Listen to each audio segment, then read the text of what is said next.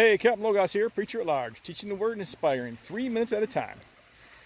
Hey, as you read through the Old Testament, right, through all the kings and the judges and the nation of Israel as it becomes its own fledgling nation, especially about the kings after they became a nation, there was only about 4 good kings out of all the kings in Israel, right, to begin with. But even the good kings got caught up in some of these things. I mean, even David, he got caught up. Solomon, he did something stupid at the end by showing the Queen of Sheba all of his gold and all of his silver and showing him everything. And then Asa was another good king. And 35 years there was peace, and then he did something stupid. And here's sort of how it goes.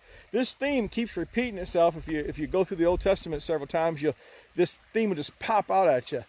So when Israel's doing good, they go out and they do battle, and God gives them direction, tells them what to do, how to do it.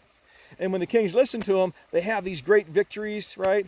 And then after a while, they have so many great victories with such few people because God has come forth mightily for them that at some point they sort of, oh, I can do this. Oh, I can do this. And they go off. And like Asa, he went and had all these great exploits in Africa and then comes back, right? He's being attacked by Israel, of all people, his northern kingdom, right? And he goes out, and what's he do?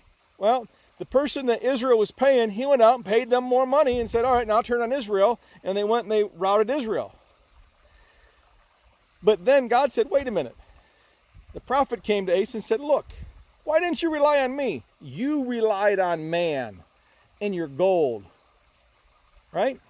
And so that's sort of a theme. It just keeps happening that God does great things, and all of a sudden people get comfortable with God doing great things and then think they can do it themselves without his counsel and not his way. And the other thing is they stop doing what he tells them to do, and they go into sin. These are these themes, right, all throughout the Old Testament, especially through the Kings and the Judges area. So how about we just do what God says all the time? How about we just do what God says when he says it? And how about when he does these great things in our life, we just know that we can't do it without God? If we ever think we can do it without God, that's when we're in trouble.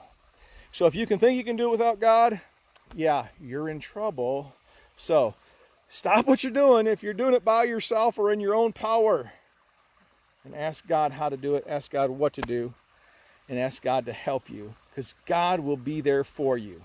God's got your back. Now, go get your face in the Bible and look for yourself that trend.